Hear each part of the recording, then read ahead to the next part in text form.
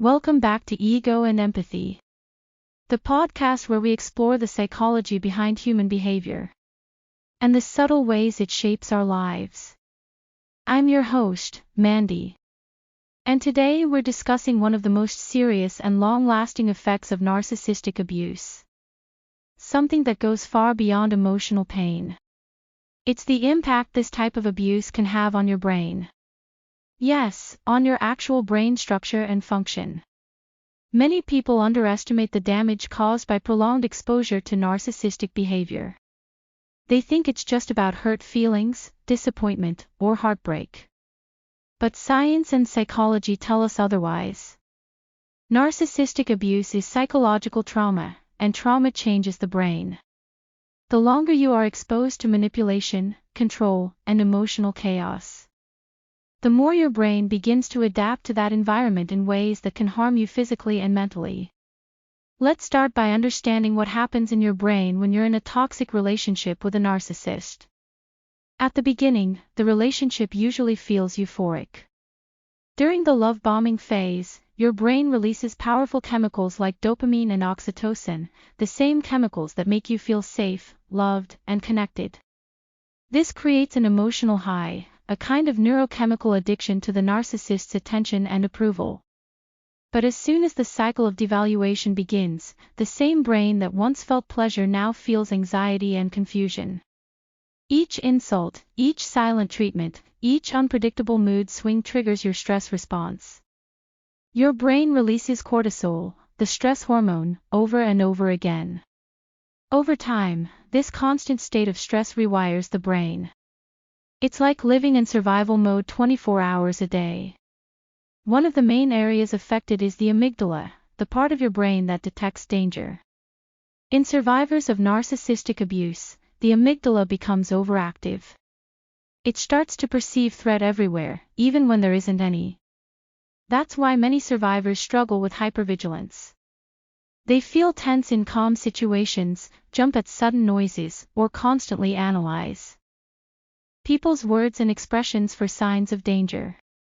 Their brain has learned that the world is unpredictable, because with a narcissist, it always was. Then there's the hippocampus, the area responsible for memory and emotional regulation. Studies have shown that chronic stress can actually shrink the hippocampus. That's one reason why survivors often report brain fog, memory lapses, and difficulty concentrating. It's not in your head, it's in your brain. The constant push and pull, the emotional highs and lows, literally disrupt the neural pathways that help you think clearly and make decisions. Another part of the brain that takes a hit is the prefrontal cortex, the area responsible for logic, planning, and self-control. When you're constantly under emotional threat, your brain diverts energy away from this rational part and into survival mode. That's why so many victims say, "I knew it was toxic, but I couldn't leave." It's not weakness, it's neurobiology. Your brain is trying to keep you safe in the only way it knows how, by focusing on short-term survival instead of long-term clarity. But it's not just mental or emotional. This kind of long-term stress affects your body too. You may develop headaches, chronic fatigue, muscle tension, stomach problems, or insomnia. You might experience panic attacks or feel physically ill when you hear their voice or see their name appear on your phone. These are all signs that your nervous system has been pushed beyond its limits. So how do you know when it's time to pull the emergency brake? The answer is simple: the moment you start noticing that you no longer feel safe, seen, or sane. If you feel like you're walking on eggshells, if you can't remember things clearly, if you find yourself apologizing constantly, or doubting your perception of reality, those are warning signs. Your brain is already signaling that something is wrong. Don't ignore those signals. You don't need to wait for physical collapse to act. The earlier you recognize the damage, the easier it is to heal. Healing starts when you remove yourself from the source of trauma. It means cutting contact where possible, seeking therapy, and giving your brain the rest it needs to recalibrate. When you're no longer exposed to manipulation, your brain can begin to repair itself. The hippocampus can regenerate, cortisol levels can drop, and the prefrontal cortex can regain its strength. Neuroplasticity, the brain's ability to rewire and heal, is your greatest ally. With time and care, your mind can recover. But healing requires more than distance, it requires awareness. You must stop normalizing emotional chaos. You must remind yourself that calm, consistent love is not boring, it's healthy. That peace is not emptiness, it's safety. That what you went through wasn't love, it was conditioning. The brain can heal, but only when the lies that kept you trapped are replaced with truth.